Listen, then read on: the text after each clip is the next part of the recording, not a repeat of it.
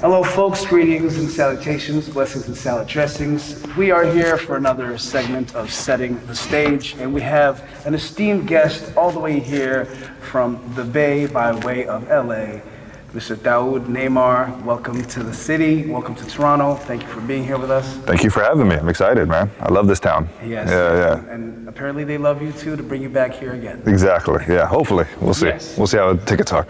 But yeah. You said this is your third time here in the city? Yeah, it's my third time. Yeah, I try to do it. It's yearly. You know, I try to hit every city at least once a year. Right. More than that, it gets kind of repetitive. People remember my jokes. I don't want to. Exactly. Yeah. Exactly. Yeah. How long have you been doing comedy? 12 years, I think. Yeah. I lost count after 10, so maybe 12, 13. All right. Yeah. And I always ask this to every comedian I meet, as long as you've been doing it, at what point did you actually feel you were a comedian? Oh, I still don't feel like I'm a comedian. I don't, actually, I think when I went full-time, I've been full-time for like 3 years now. Mm-hmm. That's probably when I started feeling like, okay, this is my life. But I don't know, because it's crazy because like before I even started comedy, I was telling people I was a comedian. Yeah. Once I like got really more into it, I stopped telling people I was a comedian. Because you realize, yeah, maybe I'm not. Yeah, exactly. You realize you start getting self-conscious, you get the imposter syndrome, but it's also, you don't want people to know you're a comedian when you're actually doing it. Because like, when you do it so much, it's like, I don't want to be funny every second, leave me alone. You know, I don't want to tell this guy a joke, you know, but when you're not being a comedian, you want to tell everybody you're a comedian. And yeah, I think probably around year 9 or 10 is probably when I feel like, all right, I'm a comedian now. This is like my journey. I started. When did you feel you became a good comedian? I was amazing immediately. No, I don't think I'm a good comedian still. I have so much doubt constantly. I guess 5 or 6 years in, I started to like get accolades, started winning little competitions and like getting recognized in my local scene and getting past at clubs and stuff. That's probably, once you start having little tangible things, like, okay, I can do this. But every day it's a struggle between I am the greatest comedian who's ever lived and I suck at this, I don't know what I'm doing. So I was just trying to figure out the balance. It depends on what day I wake up. You know, I kind of equate it to something like a GTA where you can finish the game and be like, okay, I'm done. But then you look at all the side quests, you're like, really finish the game? So you go back and like, okay, let me do this. You got to go beat up those hookers, you know what I'm saying? And steal that money. Like that never ends. Exactly. That's what comedy's like. It's beating up hookers and stealing their money forever. It's that infinite loop of beating them up. Yeah, Virtually. Not literally. Yeah. But I know for myself as a comedian, when I go through that moment of imposter syndrome, I have to remind myself, like, you know, you've done the work, you've done the time, you look back at your accolades, you're like, okay, I've done this, I've checked this off, but then at some point you're always like, but there's still so much more to achieve. That's what it is, you nailed it. It's like, you have to remind yourself that like, hey, you're good at this. Most people suck at this. Yeah. That's kind of me and my boys, we tell each other like, hey, everybody sucks at this. There's so many bad comedians out there and we're like, okay. And that's a huge step. You know what I'm saying? Being okay at comedy is so impressive. Now, you don't have to be great, just be okay at it at first, and that's a huge win.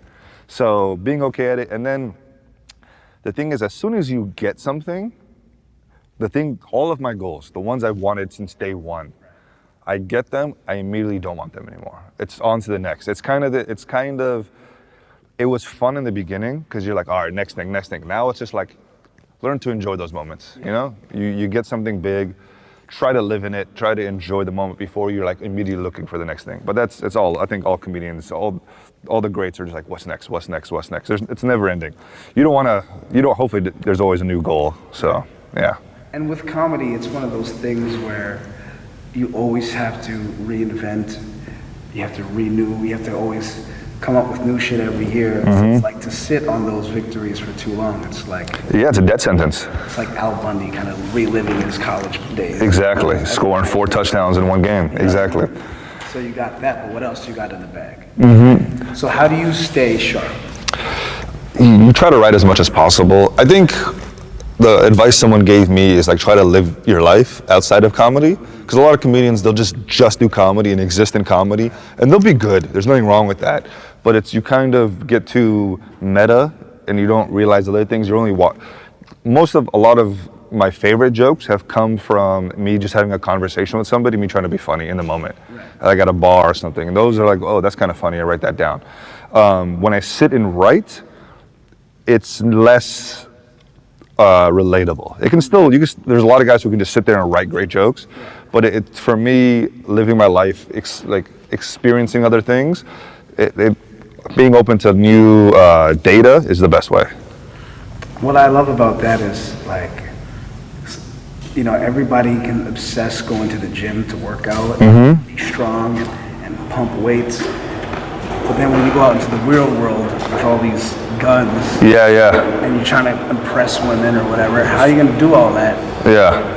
When you have no social skills, but you got muscles. For real. Or it's like someone who plays a sport versus a guy who just goes to the gym. You know what I'm saying? It's like the MMA versus the bodybuilder. The UFC guy's gonna fight. You know, he might not be as big, but he has the techniques. He knows what he's doing, and so it's different. You know what I'm saying? It depends what you want. Yeah. And like you're saying, we're okay comics. Everyone shits on somebody if they didn't go to the NBA, but D1 players are still nice. They're still nice. They'll still rock you on the court. For sure. Yeah. So you'll still body these open micers that think they're nice. Exactly. In the trenches, but sometimes guys like you just gotta put them in their place and remind them. Like, oh, for sure, man. It's like that. What's that? The White Mamba? Do you know him? Do you know what I'm talking about? The Steven Scalabrini. Brian Scalabrine. That guy. He's like the worst. Exactly. We're closer to like the greats than a lot of these guys who do open mics for a few times or whatever think they're to me. Do you know what I'm saying? So you have to remember that, but also you have to stay humble, bro. You know, comedy. The worst thing is a cocky comedian who loses touch with people. You know what I'm saying? You want to stay as humble as possible. You want to be as much the common man as possible. Okay. Yeah. Now, you said you live life, and that's what kind of fuels a lot of your content. Are you a writing comedian where you take pen to paper, or you take thoughts, go right onto stage, speak them out? I'm an in-between. I've never sat and wrote. I tried when I first started. It was like, this is like school. I hate this. I don't want to do this. What my process is, it's a little weird. When I'm like, if I'm not getting jokes from the outside world, if I'm like, all right, I need to like write something, it's been a minute, I'll drive around to like, it's usually on the way to shows is when you come up with my best material.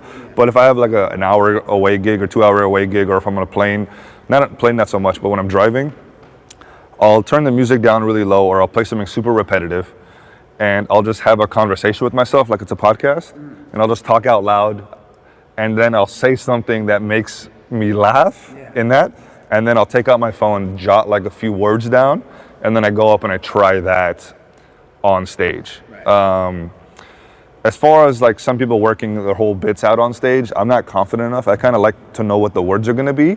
So I'll have a few words, and then I'll say it a few times the way I want to say it, and then I'll try it on stage, and then you can tweak a little bit here and there, because certain things will get laughs that you didn't expect, and other parts that you wanted to get laughs won't, and then you just kind of tailor the punchline a little around that. So that's usually my process. Have you always been a natural performer, or did you have to develop your comfort level on stage? Because when I look at your shit, like, you're mad calm, woosah. You own the mic, and you're very comfortable up there. That's so nice of you to say. You've always had, or did that something that? No, definitely not. It developed. I took like improv and like acting and stuff in high school and stuff, but I chose football over it because I wanted to be cool.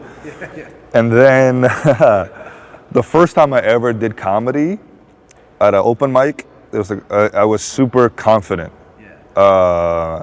Like unfazed confidence, and I went up there and it was like boom, boom, boom, boom, terrible. I didn't get a single laugh. I didn't write any jokes. I just went up there like, dude, I'm the life. Because my thing was like, I used to go to house parties in high school and stuff, and it's like people would surround me, and I would just like make them laugh and tell jokes and stuff. So I was like, oh, I'm just gonna do that on stage. Didn't work.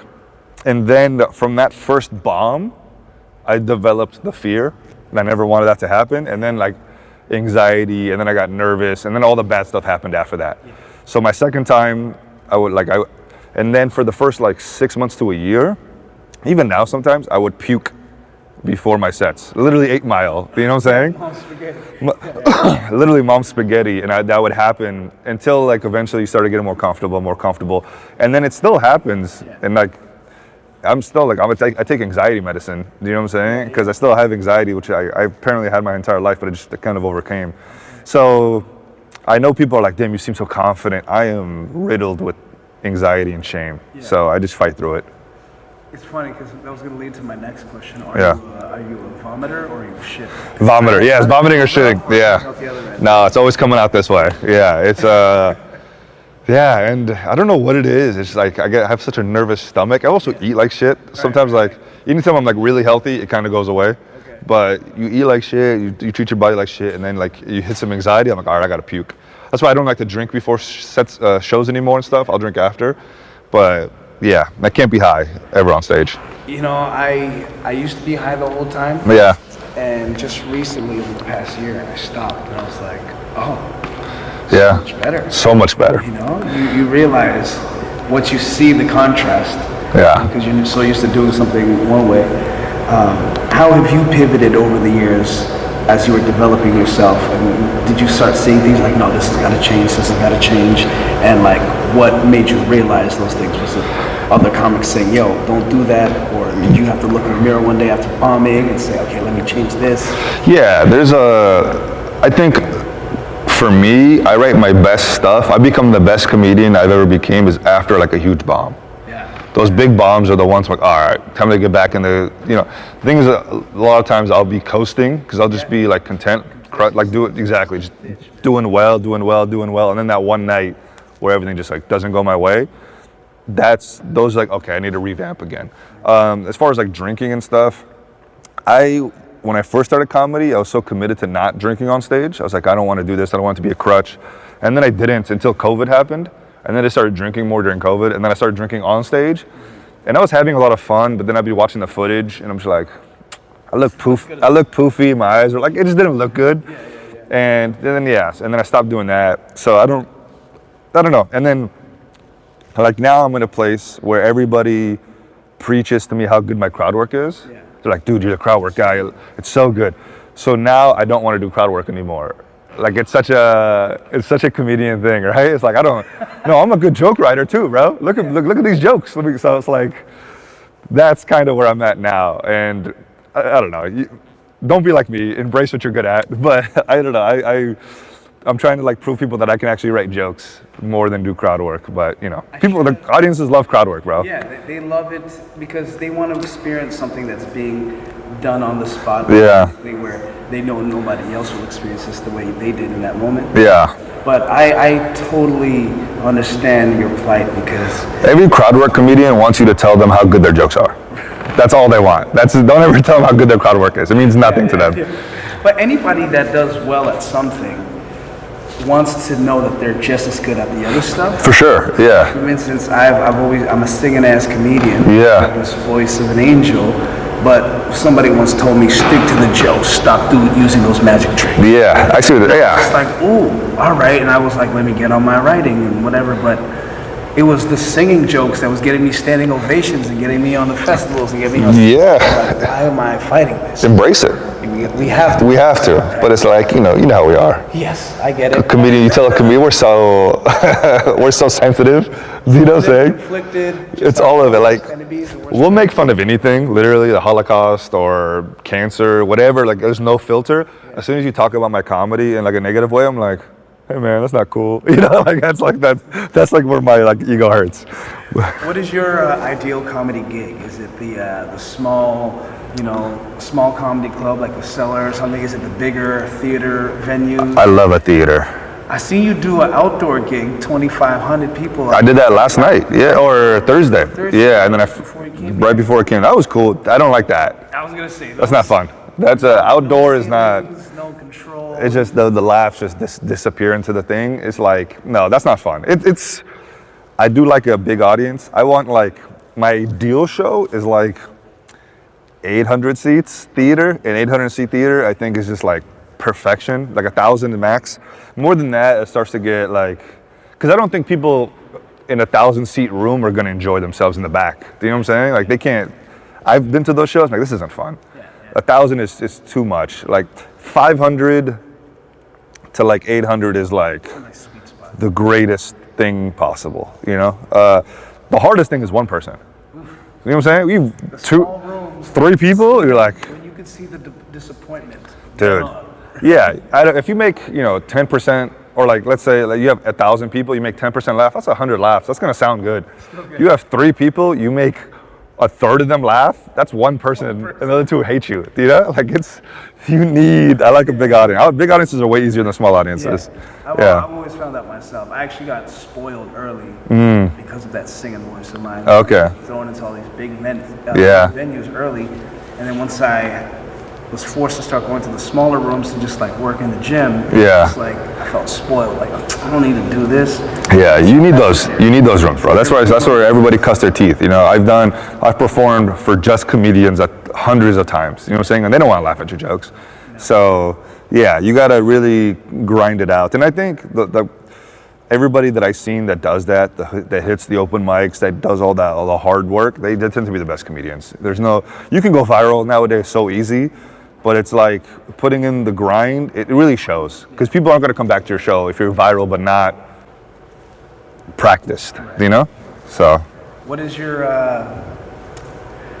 stance on your physical attributes when you're on stage, like the way you look and whatnot, your style? Because I look at you, you got the blonde hair, you got the fly kicks, you're always fresh on stage. Thank you. Is that something you... Yeah, I'm a little too fat. Other than that, it's I think appearance is super important on stage.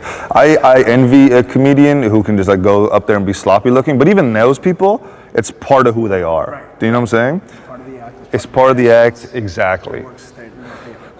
Even the sloppy guys, exactly. It's part of who they are. So like, you're presenting yourself to this audience, and I've always felt like look good, feel good, do good on stage. You know what I'm saying? So every time I'm like hitting the gym, eating healthy, you're more confident, and then when you're a confident comedian in yourself, and you've put in the work, that tends to be the best version. So, but there's some guys who are just anxious and fat. You could be just anxious and not fat, but like anxious and like sad or whatever, like that's their whole demeanor. That works too. You just have to know who you are and what you look like. Me, I kind of aim for like the douchebag guy, and I'm okay with that. And the blonde hair, people ask so many questions about it. It's a good look, man. I appreciate that. It was a marketing move. Like there's nothing more to it than that, really. I wanted to do something different. I did it. I liked the way it looked. And now that I get recognized because of it. So I'm in my Slim Shady era. I can't wait till like I can go to just black hair Eminem. You know what I'm saying? But for now, it's my signature until it isn't. Yeah, anyone call you the Afghan Cisco? I haven't got Cisco. That's an older reference, bro. My fans are young, dude. I was gonna say, so you came into this game with blonde hair. Right? Yeah. Well, no, I've been doing comedy. I went blonde around year 8. Year 8. 7 or 8. 4 years. Yeah, 7 or 8. It's been 4 years, I think, 5 years. Like around the time you started to feel like you're coming into. That's what it is. Yeah, I was like, I'm confident, dude. I can do what the fuck I want. That's what it is. You become confident in yourself, and you're like, I don't care if you like the hair or not. You know what I'm saying? It's who I am. I am the hair. No, check. Sorry. You rock it. It doesn't rock you. Exactly. Yeah. Have you always had that confidence, or is it something that you had to build over time? Like I said, it yo-yos. I've always took chances, and I've a lot of bad decisions as far as like style goes. Like I had a My Little Pony backpack in high school. I thought it was the coolest shit. That's hard body karate. You feel me, bro? But the school I went to is like all white school. They're like, this is gay. Like it's like, nah, bro, this shit's hard. You know what I'm saying? So I've always taken chances like that. Always dressed a little different. But I've toned it down so much. I just try to dress what makes me feel comfortable. And I used to have a grill when I was doing stand-up. I think that's pretty dope stuff. I appreciate it. I lost it, and I was like, I can't afford another one. I can't. That's a $2,000 investment, bro. I can't. I'm just like, keep losing those. I'm not. Tissue and accidentally throw That's literally what I did, bro. That's literally what I did. That's literally what I did. I took it out to eat. Yeah, dude. Has their pizza and dashes it on the plate. $2,000. I'm like, all right, I'm not responsible enough, so we'll just no more blonde. But yeah, when I get the money again, I'm rocking the grill on stage. Yeah, man. I honestly want so I can cover this gap up right quick. Just get one of those. Dude, rock your filter? Yeah. When I see Guap Dad put on the joint that covers. Yeah. So fire. That's good. You would bring up Guap Dad. That's hilarious. Yeah. That's a Bay Area, bro. I love Guap Dad. You're a Bay guy. Right? Yeah, of course. Were you born and raised there? Or Yeah. Did you move to? I was born and raised in the Bay Area. I live in LA now. Okay. Yeah. I moved to LA 3-4 years ago. Okay. Yeah. Okay. What's it like in the Bay comedy scene? It's different now. Post-COVID, every scene has suffered, but pre-COVID, I thought we were one of the top scenes. I thought we'd be top 4, top 5. You know what I'm saying? Like after like Chicago and New York and like LA or whatever. But now it's kind of, it's okay. It's dwindled. It's died a lot. There's a lot of tech money has been in there. So there's no more comedians who like grew up like me who were just like didn't have tech jobs, who were just like working part-time and doing stand-up and like trying to survive that way. You know, living at their mom's house until they're way too old. I don't know if tech people have humor. The thing is, like, rich people can be funny, dude. I know a lot of tech bros that end up being funny. It's just different. It's a different style. It's they don't talk about the same things. I know a lot of rich dudes. I know a few rich guys who are like rich and are talented as fuck. It's just like, I used to think that you have to like struggle to be a good comedian. I think you just have to work hard. It doesn't matter where you come from, you know? So you just gotta be dedicated. You gotta be dedicated, you know? If anything, comedy is kind of a privilege thing. It is. Because like, yeah, exactly.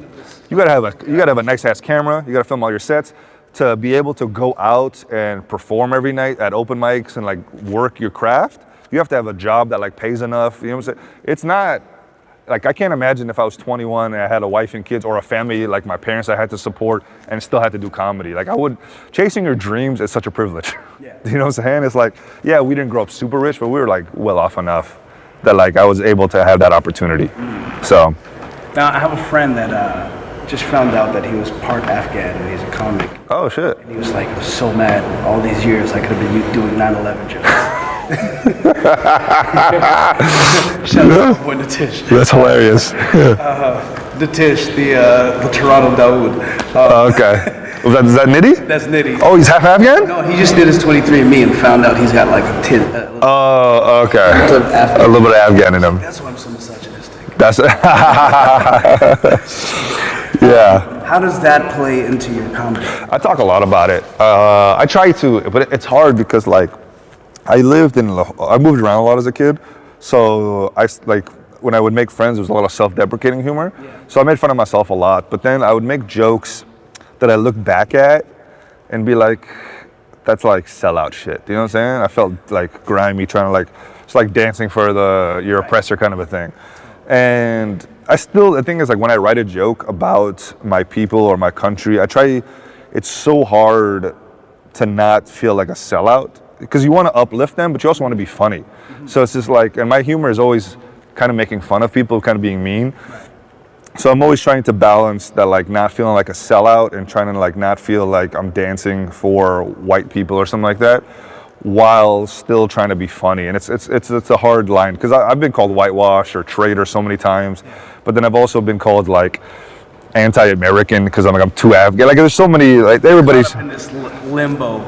I'm not Afghan enough for the Afghans and I'm not American enough for the Americans. You know what I'm saying? So it's like this thing that I have to balance as hard as I can because I love my people more than anything, but I also want to be funny. So it's like when you don't want to critique a struggling people too much. Yeah. Do you know what I'm saying? But there's humor in the culture, and I point it out. So exactly. Yeah. You have it. Yeah. Well, use it. Exactly. A lot of these are things that I've seen that I watch that are affecting my people that I talk about. And like I said, sometimes I talk about oppression and the struggle. Sometimes I talk about how we're misogynistic or something. You know, like these are real issues. But people don't like it when you point out problems in their society. Well, nobody likes to be called out. Nobody likes to be called out, exactly. And I call out especially on a large stage where there's a bunch of people listening. They're like, exactly. Hey, what are you doing? Yeah. Don't misrepresent us. That's what it is. But at the end of the day, it's with comedy, it's never an overarching thing. It's never a general thing. It's just your personal experience. That's the thing people don't understand. They think when I say something, this is the definite one opinion. Yeah. But it's because we lack representation, right? If there were hundreds of Afghan comedians, nobody would care about my specific version. Right. You know what I'm saying? But since I'm one of like 2 or 3, I am unfortunately the only thing they have. So I have to be the perfect representation, which I'm not going to be. I'm just going to be myself, and some people relate, some people hate. Yeah. You know? Do you find yourself being thrown into all these lineups with other Afghan comics? There are none. Well, that's right. That's what I'm saying. But I'll do like other like even though I'm not Middle Eastern, I'll do like Middle Eastern stuff, I'll do South Asian stuff, Central Asian. Afghanistan's in a weird spot where like I fit into a whole bunch of different things. Oh, and Like Indian, like Desi fests, I do that, and then there's like Middle Eastern fest, like Arab fest, I fit into that, even though I'm really none of these things. Right. So, or Asian fests, I do whatever they put me in. Yeah. So it's yeah. well, now you're doing your tour, Apolitically Incorrect. Thank you. Yep. You don't care for politics. That's not that you. Yeah, they made me come up with a name, and I just came with the first thing I could think of. Okay. Yeah. I didn't put too much thought into it. Well, Yeah. I'm glad that you got to bring it here to Toronto. Yeah, man. Thanks so much for having me. Our country and our awesome city, what your comedy is about. And hey, man, don't listen to what Kendrick said. We're a great city. And we are going to show you a great time tonight. We thank you again for coming through. Yeah, thank you. Thank you so much for having me, man. Enjoy so much your fun time tonight. Enjoy the city while we're It's gonna be great. here. Yeah. It'll be good. Looking forward to it. Folks, that was Setting the Stage with Dauood Naimyar. We thank you for your time.